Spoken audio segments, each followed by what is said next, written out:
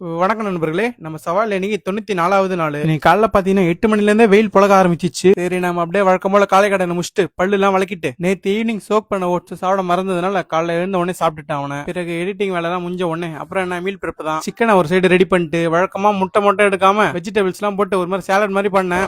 சொல்றேன், அருமையா இருந்த போல. இன்னைக்கு வீட்டுல அம்மா இல்லன்றதுனால அரை டம்ளர் போட்டு சாப்பாடு நானே வெடிச்சிட்டேன். பிறகு அதுல ஒரு 100 கிராம் எடுத்து தயிர் ஊத்தி வெஜிடபிள்ஸும் சிக்கனை வச்சு எடுத்துக்கிட்டேன் மதியானத்துக்கு. அப்புறம் இன்னைக்கு வேலையை முடிச்சுட்டு வரும்போது சுமார் ஒரு 5 மணி அளவில் அற்புதமான காஃபி எடுத்தேன். வந்ததும் பெரியவர் கிட்ட ஒரே ஒரு வாழைப்பழம் மட்டும் உள்ள தள்ளிட்டு நம்ம பெரிய விருந்தாளி கிட்ட ஒரு அட்டன்ஸ் போட்டு ஜிம்மு கிளம்பிட்டேன்.